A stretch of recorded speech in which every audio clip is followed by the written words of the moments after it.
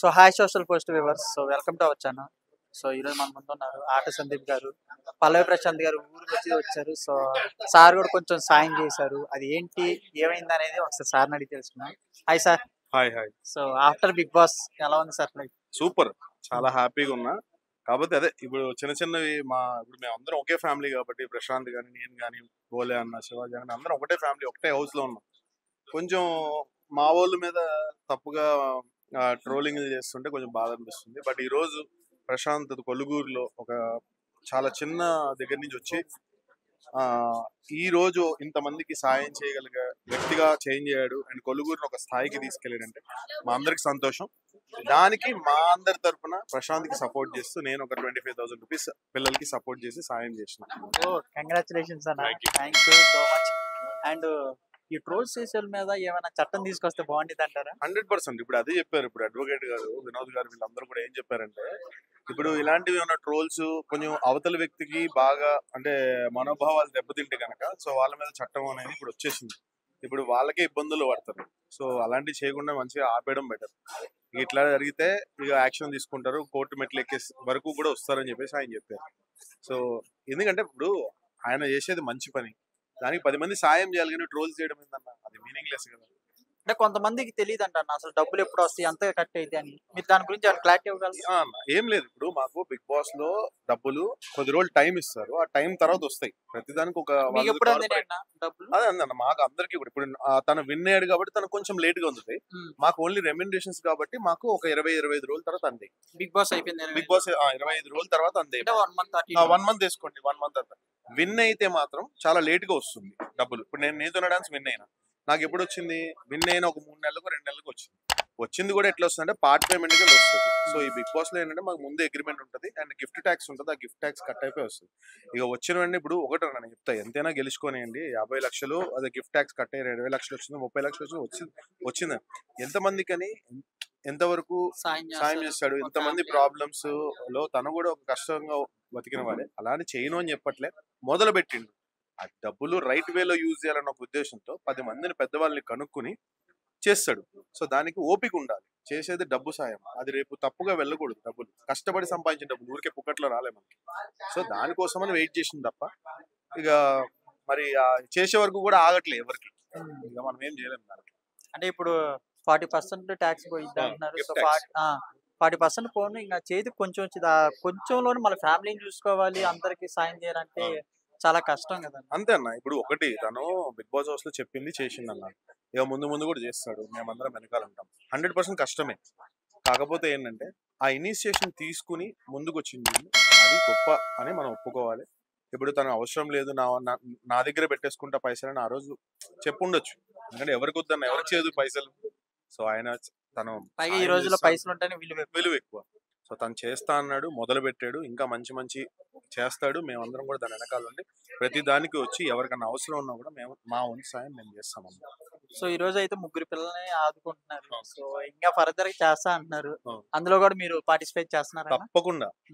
నేను ఇదనే కాదు, నేను కరోనా టైంలో కూడా దగ్గర ఒక 15-20 lakhs నా సైడ్ నుంచి చాలా మందికి హెల్ప్ చేసిన, అది అందరికీ తెలుసు. చిరంజీవి గారు నాకు ఫోన్ చేశారు ఆ విషయంలో. నాకు ఎప్పుడు చిరంజీవి గారి ఇన్స్పిరేషన్, ఆయన్ని ఫాలో అవుతూ నేను చేస్తూనే ఉంటాను ఎప్పటికీ. సో ఇప్పుడు ప్రశాంత్ వచ్చాడు, ప్రశాంత్ ఏదో చేయాలనుకుంటున్నాడు, చిన్న ఊర్లో ఉన్నాడు.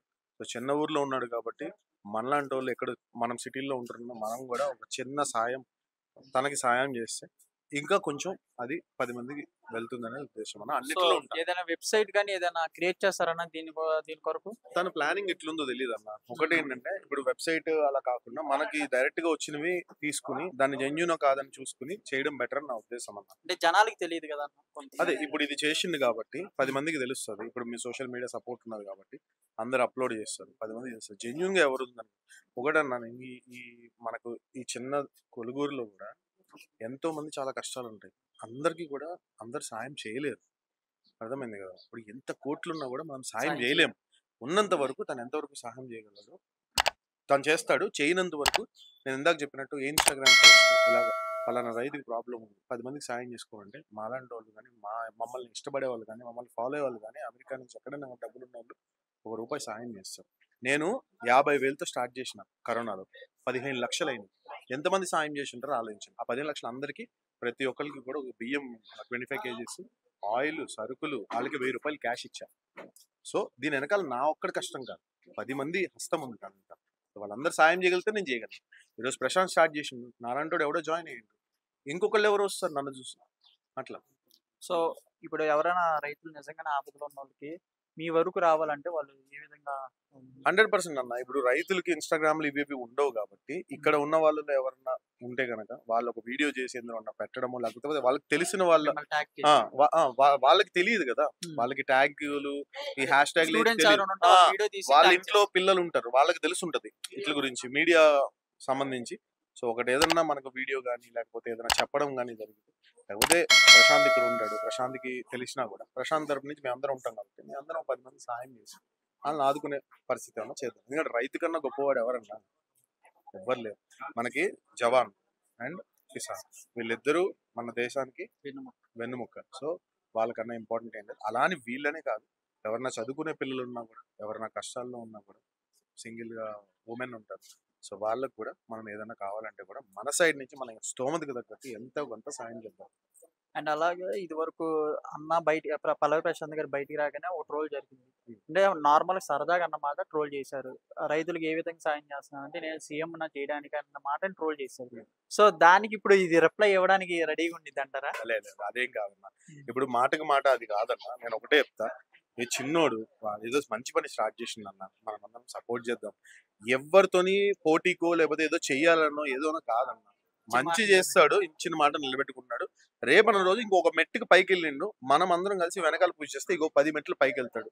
10 మెట్లు పైకి వెళ్ళిన తర్వాత కింద ఎవరైతే ఉన్నారో వాళ్ళకు కూడా సాయం అందుతుంది. సో మనము ఒకరిని సపోర్ట్ చేయాలి, గుంజొద్దు వెనక్కి, అది ఇంపార్టెంట్. అండ్ అందరూ అంటున్నారు సో ఎమ్మెల్యే పోటీ చేస్తున్నారు, దాని గురించి ఏమంటారు? తెలీదు. ఇప్పుడు ఒకటే నేను ఏమంటానంటే, ఎమ్మెల్యే అవ్వచ్చు ఏదన్నా అవ్వచ్చు. ఇప్పుడు బిగ్ బాస్ విన్ అవుతాడని తెలుసా ఎవరికన్నా? కష్టే ఫలి. ఎంత కష్టపడితే ఎమ్మెల్యే అవ్వచ్చు, ఏదన్నా అవ్వచ్చు, లేకపోతే పెద్ద యాక్టర్ అవ్వచ్చు, రేపు ఏదన్నా మీ సపోర్ట్ 100% మా సపోర్ట్ ఉంటుంది అన్న. థ్యాంక్ యూ సో మచ్ అన్న.